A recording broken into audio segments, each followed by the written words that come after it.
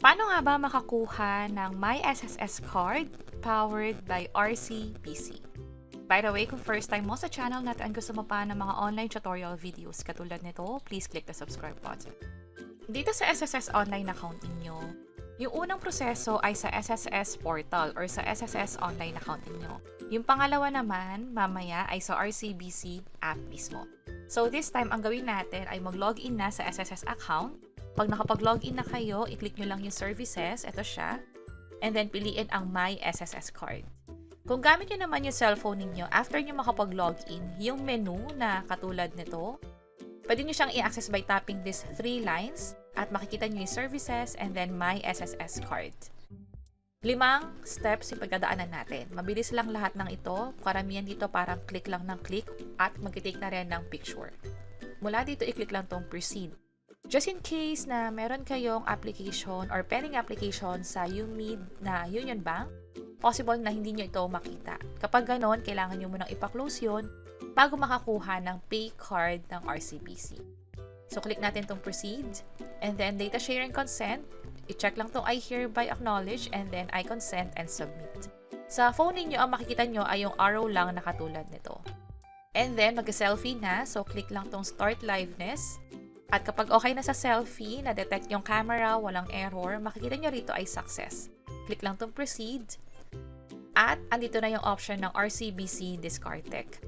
By the way, sa ngayon, ang option natin ay yung RCBC. Pero eventually, madadagdagan pa to, possible yung sa Union Bank or sa AUB. So, pwede nyo hintayin yung mga bangko na yun na maging available kung gusto nyo na yun yung maging partner bank ninyo. Lalo kung malapit sa inyo yung bangko na yon para nga naman madaling makapag-withdraw kung sakaling meron na kayong claims, loans, or benefits mula sa SSS na na-transfer doon sa pay card na yon. So kapag okay na, RCBC na yung pinili ninyo, i-click lang to and then confirm selected bank. Ang sabi dito, kapag meron ka ng MySSS card ng RCBC, yung disbursement mo, automatically masaset na siya sa RCBC. Ibig sabihin, kung may existing kang disbursement account sa SSS account mo, halimbawa yung payroll mo, o yung mga bank accounts mo, or kahit yung GCash, mapapalitan yon, instead magiging RCBC pay card na. Kung okay na dito, click lang itong proceed. At step 4 na tayo, data sharing consent, mag-scroll down lang, i-check lang itong 3, and then confirm and submit na tayo. So kung mapapansin nyo, walang pinilapan. Instead, mga check or click lang, nakapag-proceed na tayo, nakakuha na tayo ng transaction number. Itong transaction number na to ang gagamitin natin sa RCBC mismo. Pwede pumunta sa mismong branch or pwede rin naman sa app nila.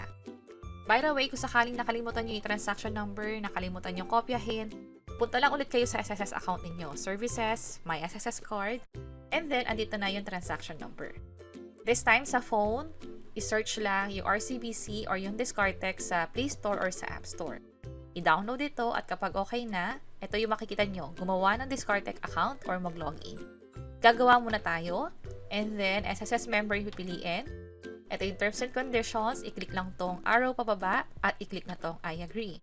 Ikaw ba ay Filipino? Sa akin, oo. US citizen ba? Hindi. And then i-enter na dito yung cellphone number. Kapag okay na, mag-send dapat ng OTP. Mag-ingat sa pag-enter ng OTP para hindi magkaroon ng error message na katulad nito. Kapag okay na, proceed na sa selfie at pag-capture ng ID. Sa ID nga pala dapat original, hindi pwedeng Xerox or photocopy, hindi rin pwede yung scanned.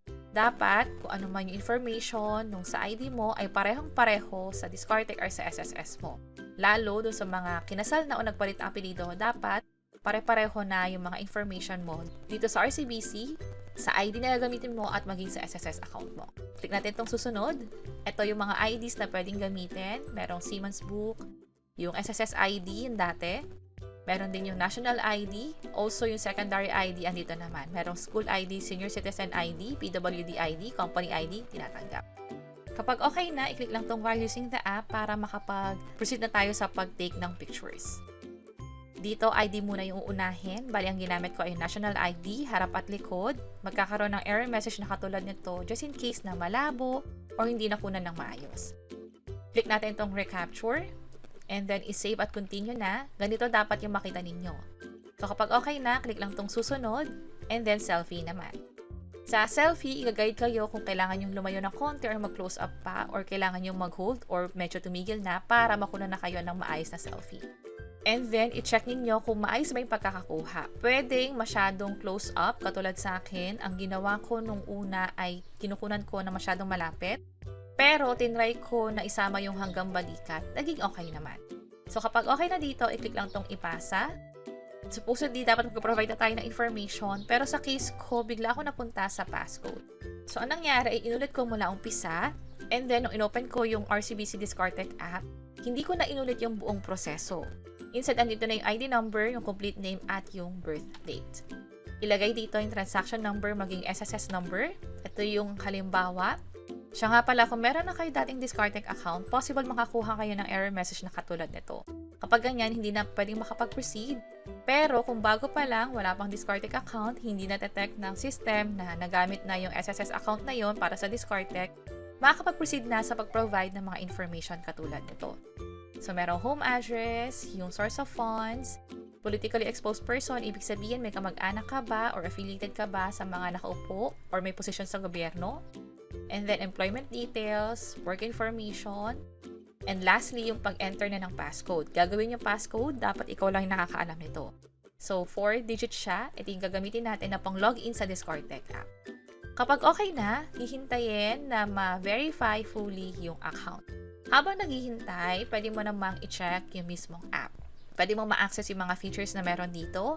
At kapag fully verified na, na-review na, pwede na pumunta sa cards. At mula dito, pwede na makapag-avail ng mismong ID card or yung parang ATM na din na siyang pwede magamit na pang-withdraw. Ang cost nito ay 200 pesos, so dapat may laman na 200 pesos yung balanse mo para maproseso ito. At kailangan mamili ng branch kung saan ipipick up yung mismong card na yun. And that's it. Sana nakatulong tong video na to. Kung oo, pakiclick ang like button at para sa iba't ibang mga tutorial videos, pwede nyo i-check ito nasa baba. Sana makatulong and see you sa mga next videos. Bye-bye!